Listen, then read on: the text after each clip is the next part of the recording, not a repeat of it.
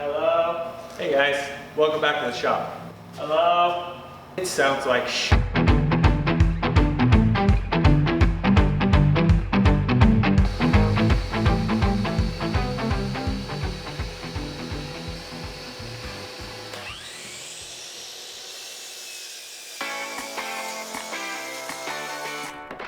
Hey everyone, welcome back. Now hold up, let me just say it. I know you're thinking it. I know you can't get wood at Harbor Freight.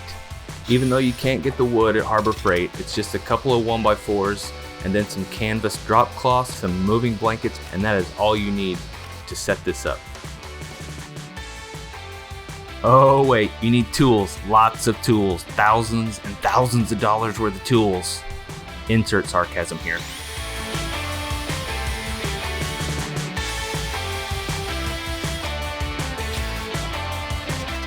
Another thing that is, of course, completely customizable is the size. I made my panels really big because I have a fairly big wall space that I'm trying to fill, but of course, you could adjust the size accordingly to whatever space you're trying to fit them in.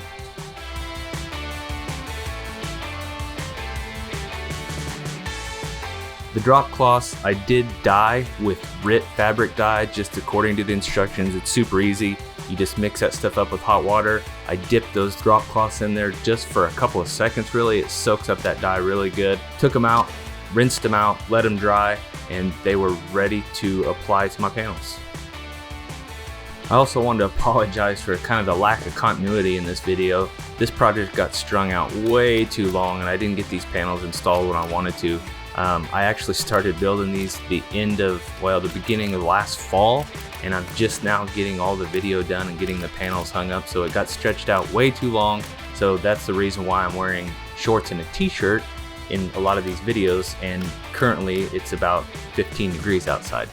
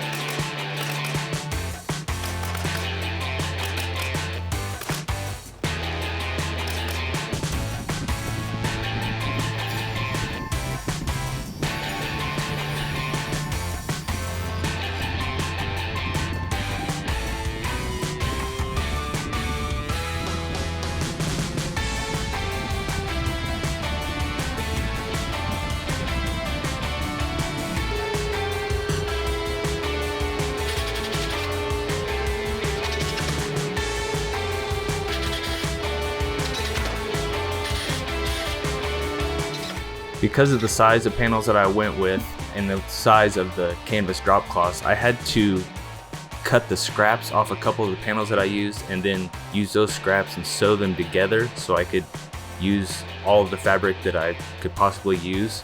And yes, don't make fun of my sewing because it is less than stellar.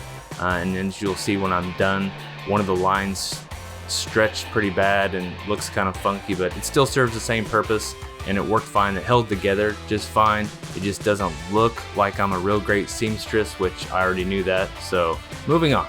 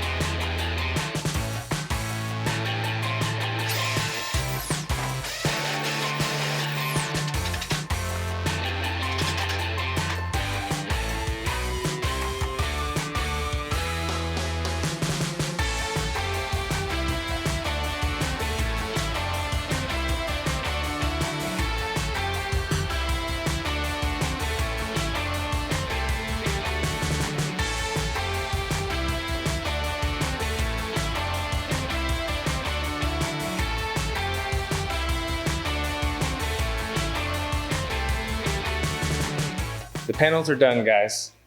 They turned out great. I think if anything, they look great in the shop. And of course, my shop is attached to a sign shop, so I have the benefit of being able to get a good price on banners and stuff. So I decided I was gonna upgrade some decoration with the banners in my YouTube channel.